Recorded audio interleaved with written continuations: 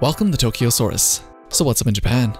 Well, it's been a few weeks now, and I think most of you who's been playing Monster Hunter World has gotten a pretty good idea of all the monster offerings in the game. At this point, you probably slayed or captured dozens to hundreds of these monsters already, and have most likely memorized all their attack patterns, how to dodge them, their elemental weaknesses, down to their favorite places to eat and sleep. But with each new Monster Hunter game, the monster roster changes with new additions along with monsters that come back from previous generations. So what better time than now to see which new monsters from Monster Hunter World do people like the best? Again, this ranking is for the monsters newly introduced in Monster Hunter World for the first time and does not include any monsters that existed in a previous generation. So this poll was conducted on a Japanese site I have linked in the description below, so this ranking is more based on Japan's tastes. So at the end of the video, we're gonna have our own poll, so make sure you participate in that so we can see how it matches with Japan's.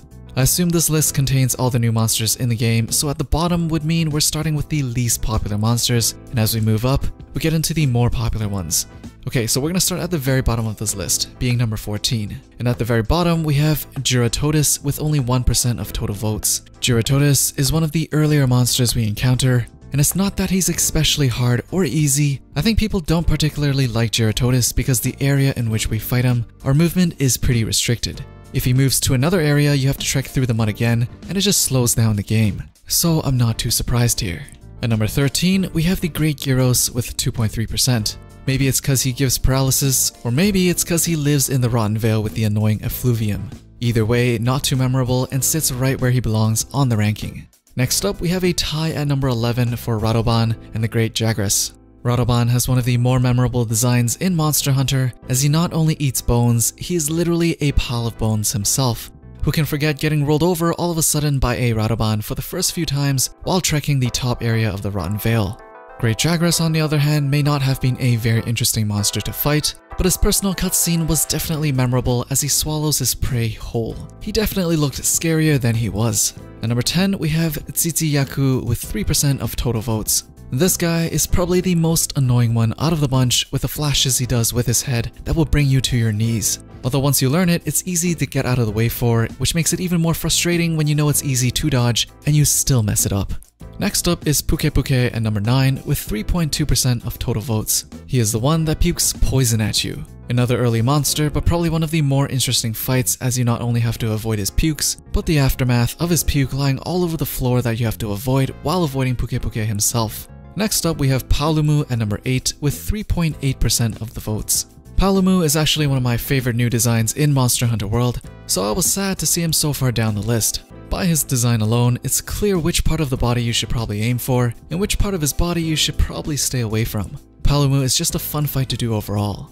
Next up is Anjanath at 3.8% as well, having only 2 more votes than Paolumu. Anjanath is one of the first monsters revealed to us and probably one of the first walls hunters hit when going through low rank. It is also one of the first scarier looking monsters at the beginning, especially going from fighting an electric squirrel to a full-size fire-breathing T-Rex. Not too surprised with this ranking here, as many people probably have good carding memories from our dear Anjanath. At number 6, we have Zorah Magdaros at 5.1%. Being one of the largest, if not the largest monster in Monster Hunter, on paper you would have expected him to be one of the more popular monsters from the new roster. But it wasn't able to hit top 5 probably because the fights themselves weren't so interesting. They were probably my least favorite quests, simply because they were not challenging at all, and just took a lot of time. Finally, going into the top 5, we have Kuru-Yaku at number 5 with 5.3% of total votes. He's the one who picks up boulders and other large items to protect itself from attacks, and I'm kind of surprised that Kuru-Yaku got ranked so high, and I don't exactly know why so many people like him, so maybe you guys can give me a hint here.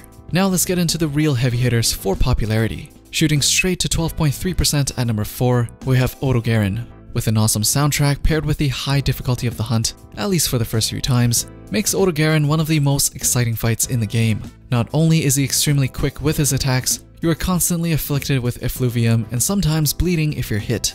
I'm sure plenty of us has gotten carded by Odogaron, which makes finally beating him feel even better. This fight is definitely one of the best highlights of Monster Hunter World for me so far. At number 3, with 12.5%, we have our electric squirrel, Tobikadachi.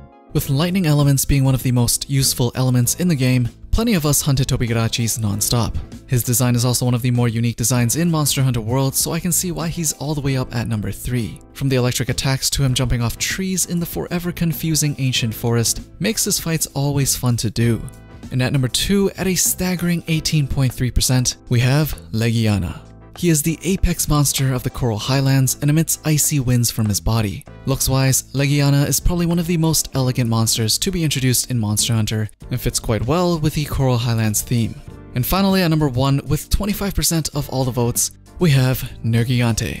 The flagship monster of Monster Hunter World definitely deserves the top spot in popularity. His spikes are ever so satisfying to break off, but if left untouched long enough, they will turn black and harden. Once these spikes have hardened, they will deal more damage to hunters while also being able to repel more attacks. And as an Elder Dragon that actively hunts and feeds on other Elder Dragons, this dude is a beast. So that's it for the poll. And as you can tell, the other Elder Dragons were not included in this poll, but that was probably to avoid spoilers. And while many of you have finished the game, there has been rumors floating around the internet and Reddit of a new list of monsters Capcom wants to bring to the current Monster Hunter world this year that includes another 10 Elder Dragons from previous games and also G-Rank to coincide with the PC release. Whether or not that is true, Capcom has confirmed that Monster Hunter World would be receiving a good amount of free DLC and updates, and seeing how Monster Hunter World has a much bigger install base than they initially expected, I think it's safe to assume we can expect big plans for Monster Hunter World in the near future. Anyways, who is your favorite new monster in Monster Hunter World? I left the poll for you guys up there, and also let me know down in the comments below. Don't forget to drop a thumbs up before you leave, subscribe, and hit that bell for notifications if you want to be updated with the latest that's going on in Japan. And I'll see you guys in the next one.